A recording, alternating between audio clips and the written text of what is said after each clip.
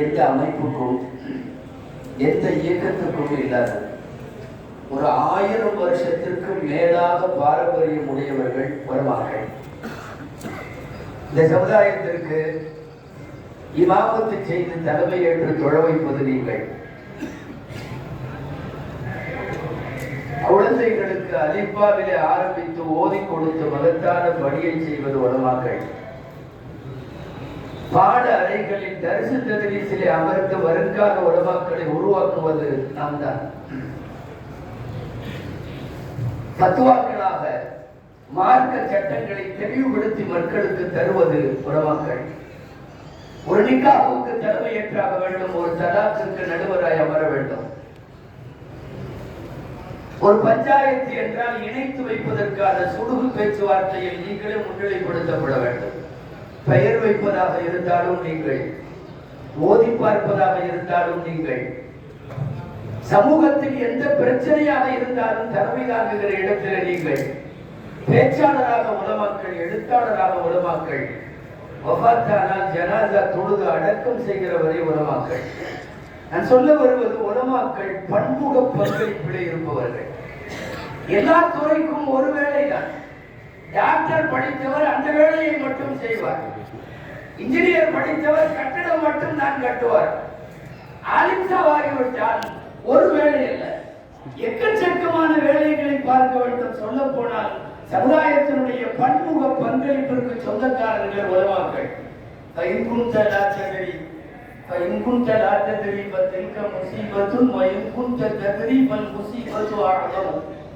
தெரியலன்னா முசீபத்து, தெரிஞ்சிருந்தா ரொம்ப முசீபத்து.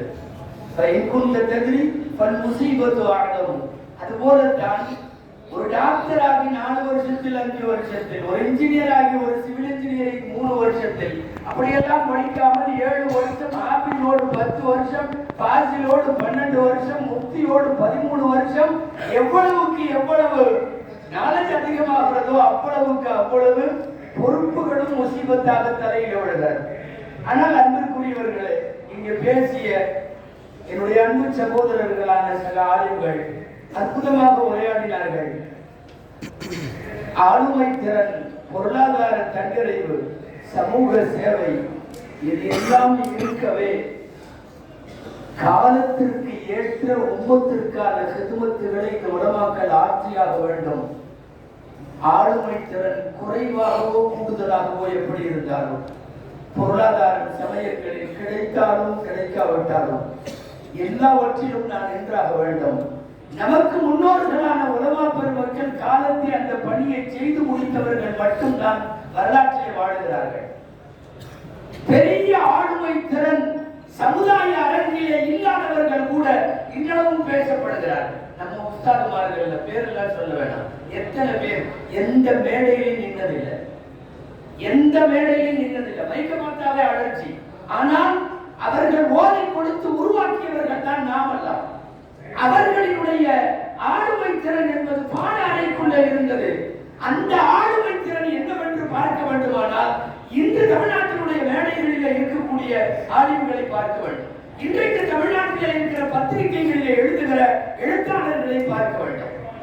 சில பேர் இருக்கிறப்பவே அவங்கள பத்தி பேச மாட்டோம், சில பேர் மௌத்தா போனாலும் பேசிட்டே உட்கார்ந்திருப்போம்.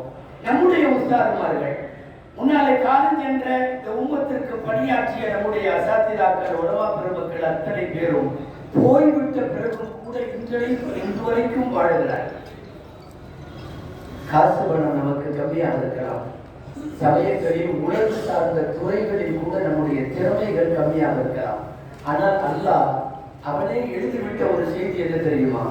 லீடர்ஷிப் என்பதை அல்லாஹ் நமக்கு கொடுத்து விட்டார். லீடர்ஷிப், தலைமைத்துவம். டீ குடிக்கிறது கூட காசு இருக்காது, ஆனா ஊரே ஒண்ணு கூடுற கூட்டத்துக்கு அவர்தான் தலைவர். என்னவாக இருந்தா நீ 5 கோடிக்கு கல்யாணம் பண்ண, 5 கோடிக்கு கல்யாணம் பண்ண, ஈஜாபு கபூல் அவர் செய்யலன்னா கணவன் மனைவி பஸ் ஸ்டாண்டுக்கே போக முடியாது. அவர் போதியாக வேண்டும், அவர் தொட வைத்தாக வேண்டும், எதுவாக இருந்தாலும் அவர் செய்தாக வேண்டும். ஆளுமை திறன்ல குறிப்பா லீடர்ஷிப் என்பது தலைமைத்துவம். அந்த தலைமைத்துவத்திற்கு அல்லாஹ் உலமாக்களை வைத்து விட்டான். மேடையில இருக்கிற எல்லாம் கோடீஸ்வரர் இருக்கிற ஆலிம்சா 6000மோ 8000மோ சம்பளம், அவர்தான் தலைவர். கோடிகள் வைத்திருப்பவன் எல்லாம் அவர்களுக்கு பின்னாலே தான் அனுபவிக்க முடியும். அன்பிற்குரியவர்களே, பல்வேறு விதமான விமர்சனங்களை சமுதாயத்திலே உலமாக்கள் சந்திக்கக்கூடிய அவலங்களை எல்லாம் நகைச்சுவைகளோடு எடுத்து சொன்னார்கள். இருந்தாலும் இவ்வளவு சிரமத்திற்கு இடையிலேயும் மகத்தான பணிகளை செய்து முடித்திருக்கிற உலமாக்களை நிச்சயம் காலம் சொல்லும், காலம் பதிய வைத்துக் கொள்ளும், வரலாறு வரவிட வைத்துக் கொள்ளும். அம்பியாக்களின் செயற்கரிய செயல்களை சொல்லுகிற ரப்புல் ஆலமீன் சொல்லுகிறார், பின்னோர்கள் பேசுமாறு அவர்களை வைத்து விட்டார். பின்னோர்கள் எல்லாம் புகழக்கூடிய நாவை அல்லாஹ் உலமாக்களுக்கு வைத்து விட்டார். எத்தனை கோடீஸ்வரன் வரலாறு இருக்கிறார், எத்தனை தலைவர் அல்லது எத்தனை பஞ்சாயத்து தலைவர், எத்தனை எம்எல்ஏ எம்பி அரசியல் தலைவர் வரலாற்றில் இருக்கிறார். 1400 வருஷமாக உலமாக்கள் வரலாறுகளிலே வாழுகிறார்கள். சொல்ல போனா திட்டினவன் எல்லாம் போய் சேர்ந்துட்டான், விமர்சிச்சவன் போய் சேர்ந்துட்டான். உஸ்மானி அதற்கு சொன்ன மாதிரி உதவி செய்கிறதுல கூட இயக்கத்தினுடைய பாகுபாட்டை பார்க்க இந்த சமூகத்தினுடைய ஆரம்ப புல்லுரிமைகள் நான் யோசித்து பார்க்கிறேன். நம்ம தொப்பியை எவ்வளவு கிண்டல் பண்ணவன், நம்ம தடப்பாக எவ்வளவு கிண்டல் பண்ணவன், நம்முடைய தாடிகளை கிண்டல் பண்ணவன், அரபிக் கல்லூரியினுடைய கிதாபுகளை கிண்டல் பண்ணவன், சுக்கு 100 எத்தனை பேரா இருக்காங்க தெரியல, அத்தனை பேரா இருக்காங்க. அன்பிற்குரியவர்களே, உலமாக்கள் அவர்களை விமர்சிக்கிறார்கள்.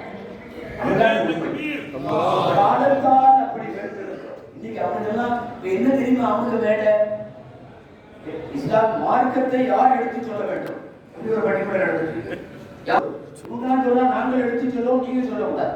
ஆனா அங்க உட்கார்ந்து சொல்றா, நாங்க தான் சொல்லுவேன். இவன் சொல்றான் இந்த பொம்பளை இப்படியா, அந்த பொம்பளை இப்படியா, முகாதாவா, அதுவா, இதுவா, ஆடியோவா, கேவலத்தின் உச்சத்திற்கு போனது தமிழ்நாட்டினுடைய தௌஹீது பெயர் சொல்லிய போல இயக்கங்கள். நான் இப்போதும் சொல்லுகிறேன், இவ்வளவு கேவலப்படுவதற்கு வேறு ஒன்றும் காரணம் அல்ல. எங்களின் மூத்த உலமாக்களை எல்லாம் நீ திட்டியதாக, எங்களுடைய வழிபாடுகளை நீ திட்டியதாக, வேற ஒன்றும் இல்லை. எத்தனை பேர் இயக்கம் நடத்துறான், இவ்வளவு பதவியாற்றாக எவனும் போகல. இயக்கம் நடத்துற எவனும் இவ்வளவு கேவலப்படல. இவ்வளவு தூரம் நீங்கள் மாத்திரமே கேவலப்பட்டதற்கு காரணம் இறைநேசர்களை, அவர்களை வாரிசுகளாக வந்த உலமா பெருமக்களை, 5000க்கும் 10,000க்கும் பள்ளிவாசல் தூணை கட்டி கொண்டு அழுகிற இமாம்களை உங்களின் வெளிநாட்டு பணத்தினுடைய திமிர் உங்களை பேச வைத்தது அல்லவா? அந்த பேச்சுக்கு இன்றைக்கு அனுபவிக்கிறீர்கள், சுக்கு நூறாக போயிருக்கிறீர்கள். எங்களுக்கு தெரிந்து சமகாலத்திலே வாழ்கிற உலமாக்களை சேர்த்து சொல்லுகிறேன், இவ்வளவு கேவலப்பட்ட இயக்கத்தையோ அதன் தலைவர்களையோ தமிழக வரலாறு இதுவரை பார்க்கவில்லை. எனவே விமர்சனங்களை எல்லாம் தாண்டி, கஷ்டங்களை எல்லாம் தாண்டி உலமாக்கள் காலத்திற்கு ஏற்ற பணிகளை செய்ய நாம் கடமைப்பட்டிருக்கிறோம். அன்பிற்குரியவர்களே, முன்னாலே பேசியவர்கள் சொன்னார்கள், அவர்கள் ரஹ்மத்துல்லாஹி அலைஹி போன்றவர்கள் கல்குல் குர்ஆன் விஷயத்தில் அவர்கள் சந்தித்த நெருக்கடிகள், சிலுவை யுத்தத்தின் போது மார்க்க உலமா பெருமக்கள் சந்தித்த நெருக்கடிகள். சிலுவை யுத்தம் எல்லாம் யாரோரிடத்தில் வரலாறு என்று நாம் நினைக்க வேண்டாம். சிலுவை யுத்தத்தில் பங்கேற்ற அத்தனை பேரும் உலமா பெருமக்கள், படை வீரர்களே உலமாக்கள், வழி நடத்தியது உலமாக்கள். பைத்துல் முகத்தஸ் 2 முறை வெற்றி கொள்ளப்பட்டது. பைத்துல் முகத்தஸை சுல்ஹான் வெற்றி கொண்டவர்கள் உமர் ரலியல்லாஹு அன்ஹு, சைஃபன் வெற்றி கொண்டவர்கள் ஸலாஹுத்தீன் அய்யூபி. ஒப்பந்த அடிப்படையிலே உமர் வெற்றி கொண்ட போது, வாள் அடிப்படையிலே ஸலாஹுத்தீன் அய்யூபி வெற்றி கொண்ட போது, இந்த எல்லா நேரங்களிலேயும் பைத்துல் முகத்தஸினுடைய வெற்றிக்கு பிந்தைய வரலாற்றில் நிச்சயமாக உலமா பெருமக்களே இருக்கிறார்கள். இப்படி ஒவ்வொரு காலத்திலும் என்ன தேவையோ தாத்தாரிகளோடு மண்ணு கட்டியவர்கள் நிறைய பேர் நிச்சயமாக உலமா பெருமக்கள். தாத்தாரிகளை எதிர்த்து இந்த நாட்டோட ஒழுங்கமைத்த ராணுவம் போகல, தாத்தாரிகளுக்கு எதிராக மக்களை திரட்டியவர்கள் உலமா பெருமக்கள். ஒவ்வொரு காலத்திலும், ஏன் நாம் இந்த நாட்டிலே இருந்து பேசுகிறோம், விரிவாக சொல்ல வேண்டியதில்லை. ஆசாதுல் ஹிந்த், இந்தியாவுடைய சுதந்திர போரை முன்னெடுத்து நடத்தியவர்கள் உலமா பெருமக்கள். பிந்தைய காலத்தில் 47க்கு பின்னால் இன்று வரைக்கும் நாம் சந்தித்த மிகப்பெரிய 2 நெருக்கடிகள், ஒன்று காதியானிகளின் அசுர வளர்ச்சி, இன்னொன்று தௌஹீதுக்காரர்களின் போலியான பகட்டுத்தனமான வளர்ச்சி. இந்த ரெண்டையும் உலமாக்கள் எதிர்கொண்டார்கள் என்பதல்ல, இன்றைய தேதியில் நாம் ஜெயித்திருக்கிறோம். காரணம், எந்த உலமாக்களும் இந்த அளவிற்கு விமர்சன பொருளாய் கேள்வி பொருளாய் ஆனதில்லை. வரலாறு முழுக்க வழி நெடுக்க இப்படி மார்க்க மேதைகள் காலத்திற்கு தேவையான பணிகளை செய்திருப்பதை பார்க்கிறோம். அந்த செயலின் தொடர்ச்சியும் நீட்சியும், இதற்கு முன்னாடி பேசுறவங்க ஆடாளர்களை பற்றி சொன்னாங்க, அமாரியர்களை பற்றி சொன்னாங்க. இவர்களெல்லாம் காலத்திற்கு தேவையான பணியை தமிழ் மண்ணிலே சிறப்பாக துவக்கி வைத்தவர்கள். அந்த அடிப்படையில் பல்வேறு வசதி வாய்ப்புகளிலும் எல்லாவற்றிலும் குறைபாடுகளோடு நாம் இருந்தாலும் இந்த காலத்திற்கு என்ன தேவையோ அதை செய்து முடித்தாக வேண்டும். நம்முடைய முன்னோர்களை நான் யோசித்து பார்க்கிறேன். தஃசீர்களை, ஹதீஸ்களை, ஃபிக்ஹ் சட்டங்களை, ஆன்மீகத்தை சொல்லுவதை எல்லாவற்றிலேயும் மூத்த உலமாக்கள் தரம் வைத்திருக்கிறார்கள். உலமாக்களின் காலம் என்பது ஏதோ பிந்தைய ஒரு 100 வருஷம் 200 வருஷ காலம் அல்ல.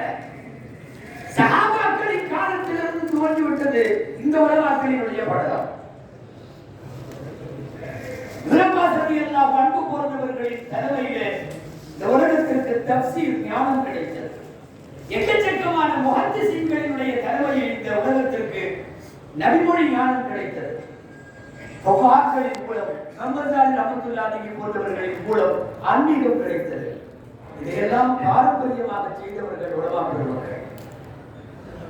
மிரபாஸ் ரலியல்லாஹு அன்ஹு 30 வருஷம் ஓதியவர்கள் முஜாஹித் ரஹ்மத்துல்லாஹ். 30 வருஷம் தங்களுடைய வீட்டுக்கு வெளியில திண்ணையில படுக்க வைத்து ஓதி கொடுத்திருக்கிறார்கள். முஜாஹித் ரஹ்மத்துல்லாஹி வரலாறு பார்க்கிறோம். 30 வருஷ காலம், 83 வருஷம் வரை தஃசீர் தஃசீர் தஃசீர் என்று எழுதி குவித்து 83வது வயசில் அவர்கள் ருக்னைல் யமானில் அஜருல் அஸ்வதுக்கும் யமானிக்கும் இடையிலே சஜ்தாவில் இருக்கிற போது அல்லாஹ் அழைத்துக் கொள்ளுகிறான். இப்னு அப்பாஸ் ரலியல்லாஹு அன்ஹு தஃசீரிலே உலகத்திற்கு கொடுத்த வாரிசு. இன்னொரு வாரிசு இக்ரிமா ரலியல்லாஹு அன்ஹு கூப்பிட்டு காலில் விளங்க போட்டு வீட்டு வாசலில் உட்கார வச்சிருப்பாங்க. இப்னு அப்பாஸ் ரலியல்லாஹு அன்ஹு இக்ரிமா சொல்லுகிறார்கள், 25 வருஷம் கால் விளங்கோடு நான் இப்னு அப்பாஸ் இடத்திலே தஃசீர் படித்தேன். இன்னைக்கு அவங்க எல்லாம் தஃசீர் முஜாஹித் என்று, தஃசீர் இக்ரிமா என்று, தஃசீர் முகாத்தில் என்று அவர்கள் எல்லாம் தொகுத்து வைத்ததை நாம் படித்துக் கொண்டிருக்கிறோம். முன்னோர்களான உலமா பெருமக்கள் ஆட்சி வைத்த மகத்தான சேவை. லட்சம் லட்சம் ஹதீஸ்கள். அல்லாஹ் அக்பர். நீங்க எவ்வளவு சொந்த திறந்த உடனே புகாரி இப்படி, முஸ்லிம் இப்படி, எவ்வளவு வசப்பட்டிருக்கிறது, வாய்ப்பட்டிருக்கிறது. அல்லாஹ் அக்பர். அகில உலகத்திலேயே ஹதீஸ்களை மிக அதிகமாக எழுதிய கைகள் 4 கைகள். அறிந்திருக்கலாம் நீங்கள். நம்ம அபூ ஸுர்ஆ ரலியல்லாஹு அன்ஹு, யஹ்யா இப்னு மஈன் ரலியல்லாஹு அன்ஹு, அஹ்மத் இப்னு ஹம்பல் ரஹ்மத்துல்லாஹ், அலி இப்னு மதீனி ரஹ்மத்துல்லாஹ், புகாரி இமாமுடைய உஸ்தாத். இந்த 4 பேருக்கு மிஞ்சி உலகத்தில் யாரும் ஹதீஸ் எழுதல. கைப்பட ஒவ்வொருவரும் 4 லட்சம் ஹதீஸ், 5 லட்சம் ஹதீஸ். ரொம்ப அதிகமாக இந்த 4 பேர்ல எழுதுறவங்க இப்னு மஈன் ரஹ்மத்துல்லாஹ். அமர் ரஹ்மத்துல்லாஹினுடைய நெருக்கமான நண்பர். அவ்வளவு திக்கு 2 பேர்.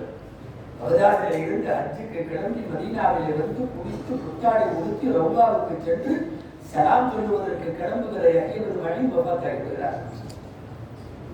எந்த நபியினுடைய ஹதீஸ்களை 6 லட்சம் ஹதீஸ்களை சொந்த கைகளில் எழுதி முடித்தார்களோ அந்த யஹ்யா இப்னு மஈன் ரஹ்மத்துல்லாஹ் ரசூலின் ரவுலாவுக்கு செல்லுவதற்கு முன்னால் வஃபாத்தாகிவிட்டார்கள்.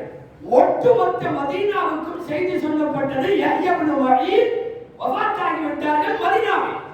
அத்தனை பேரும் வந்தார்கள். ஆர்ப்பரிக்கிற மக்கள் கூட்டம். மதீனாவிலே வாழ்ந்து கொண்டிருந்த பனு ஹாஷிம்கள் எல்லாம் தனியாக ஒரு குழுவாக வந்தார்கள். பனு ஹாஷிம்கள் பெருமானார் ஸல்லல்லாஹு அலைஹி வஸல்லம் குடும்பத்தை, பாரம்பரியத்தை சார்ந்தவர்கள். அந்த பனு ஹாஷிம்கள் சொன்னார்கள், எங்களின் பாட்டனார் பெருமானார் ஸல்லல்லாஹு அலைஹி வஸல்லம் ஹதீஸ்களை காலமெல்லாம் எழுதி குவித்த யஹ்யா இப்னு மஈனுக்கு நாங்கள் கண்ணியம் செய்ய வேண்டும்.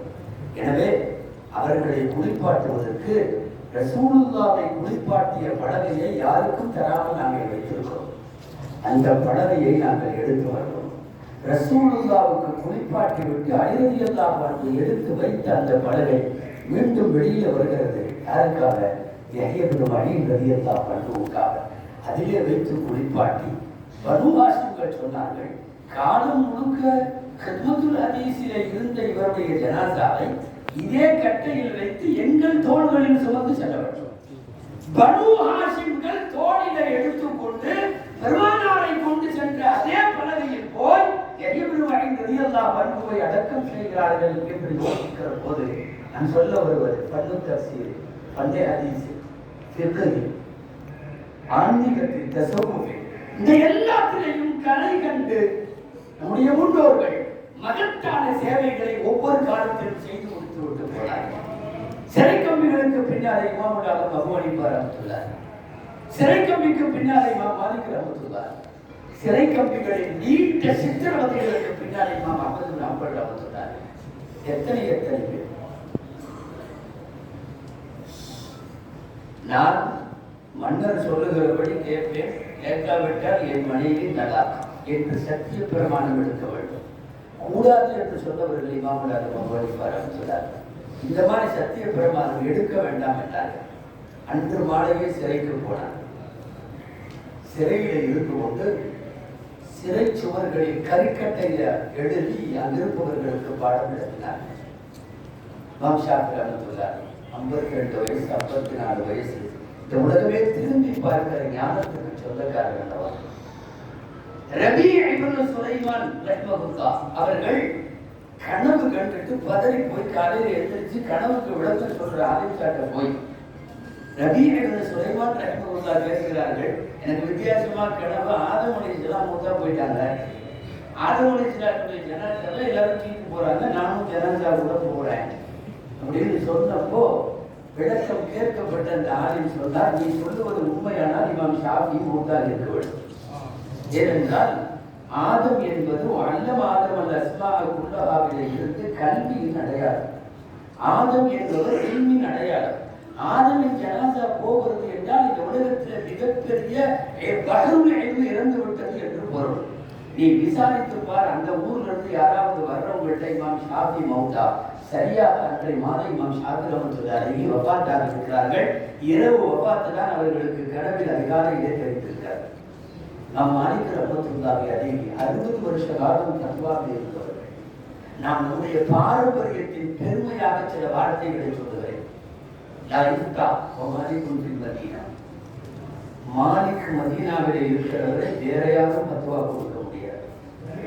சிறையில தலையில தொங்க போட்டு அடித்தார்கள், தலையில தொங்க போட்டு கடைசியாக கரும்புள்ளி செம்புள்ளி குத்தி கழுதையிலே உட்கார வைத்து அமர வைத்து மாலிக் ரஹ்மத்துல்லாஹி சிறுவர்களோடு சேர்ந்து கழுதையிலே அனுப்பி வைத்தார்கள். எந்த மதீனா கோலாச்சுகிற மதீனாவோ, எந்த மதீனா பின்னாட்களில் இமாம் மாலிக்கை மட்டுமே இமாம் தாருல் ஹிஜ்ரா என்று சொல்லி கொண்டாடியதோ, சொன்னார்கள் இமாம் மாலிக் ரஹ்மத்துல்லாஹி எப்ப தெரியுமா?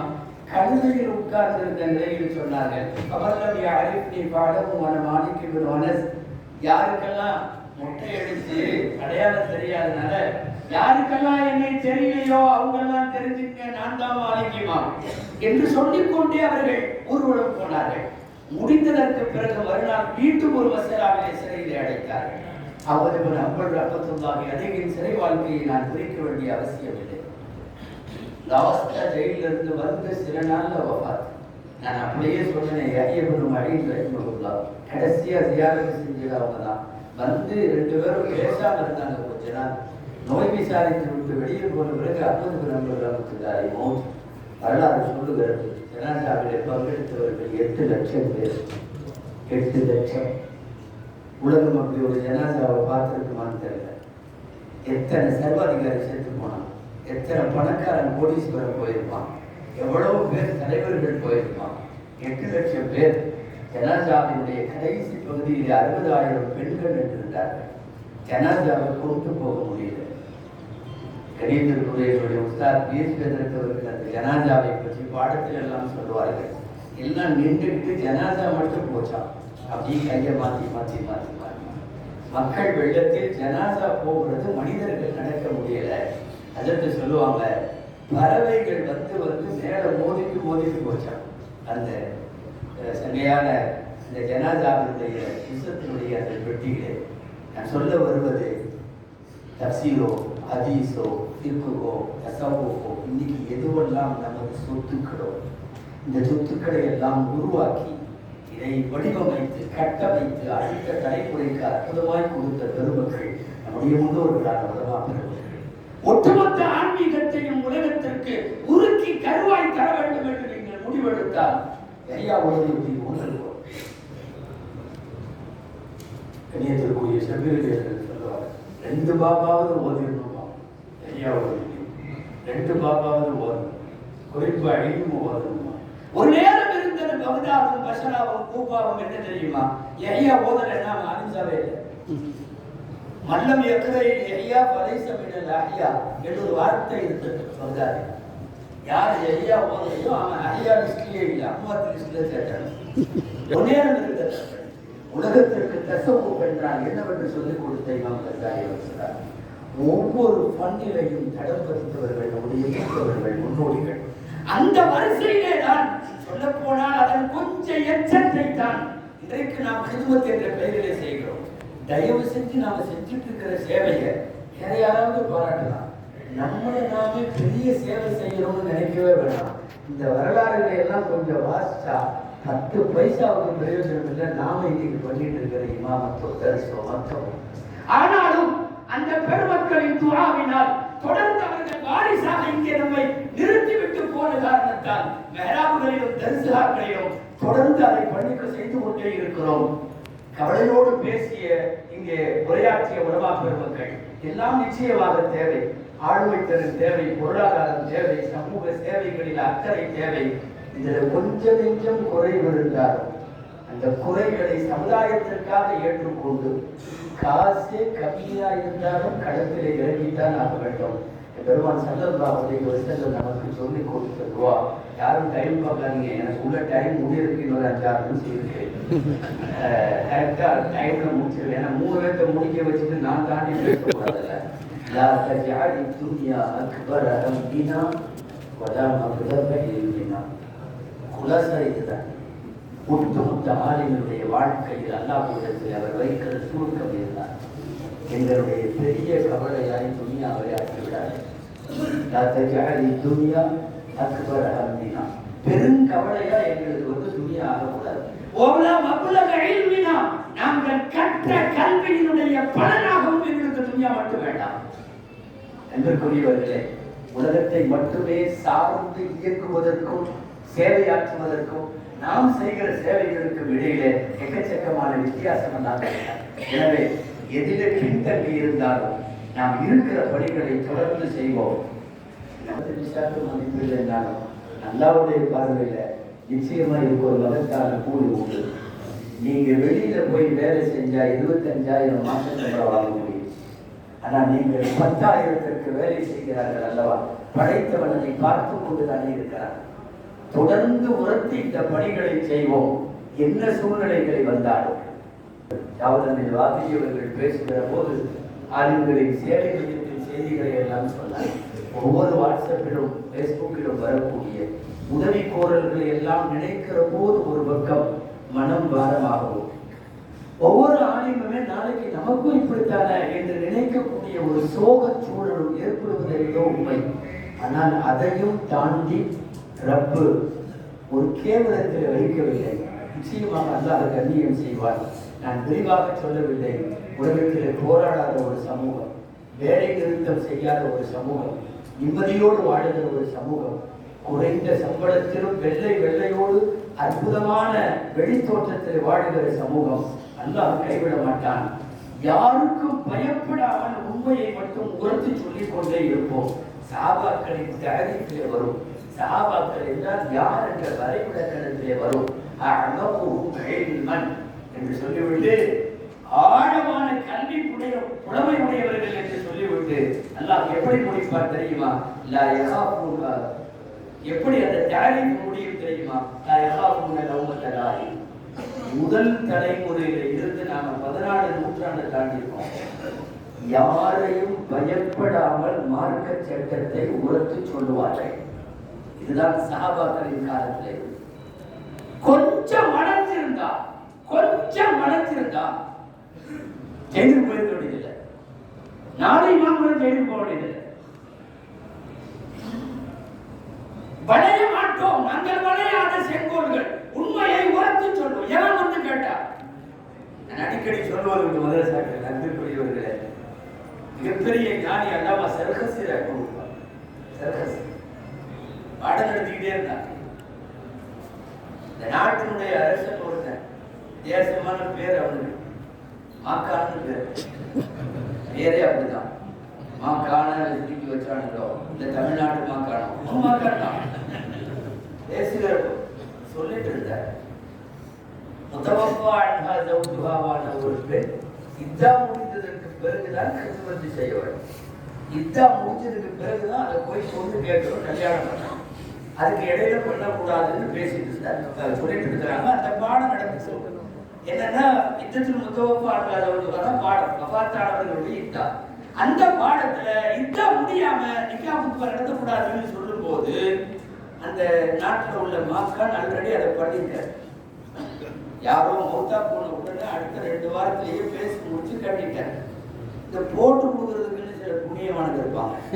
ஒரு ஆளு நிறைய ஒரு ஆளு அந்த சர்க்கஸ்ல வந்து நாளைக்கு பாடம் நடத்துறாங்க. ஒருத்தர் கேட்டாங்க, நாட்டோட அரசரா இருந்தாலும் அப்படிதான் கல்யாணம் பண்ணுமா அப்படின்னா என்ன பதில் சொல்ல முடியும்? நாட்டு அரசராக இருந்தாலும் அப்படிதான் கல்யாணம் பண்ணுவான். அடுத்த 1 மணி நேரத்தில் ஜெயிலுக்கு போனான். மாக்கான் தனமாவே முடிவெடுத்து ஜெயிலுக்கு தூக்கி போட்டான். இல்லாம சர்க்கஸ் செய்யல. 1 வருஷம் 2 வருஷம்லாம் இல்லை, நீண்ட நெடிய வருடங்கள். ஒரே ஒரு மஸ்தரா கொஞ்சம் மாத்தி சொன்னாவோ அல்லது அரசனுக்கும் அப்படியான்னு கேட்ட உடனே அப்புறம் சொல்றப்பா அப்படின்னு சொல்லியிருந்தாவோ, நம்ம யோசிச்சு முடிவு பண்ணலாம்னு சொல்லியிருந்தாலோ ஏதாவது தப்பிச்சிருக்கலாம் இல்லையா?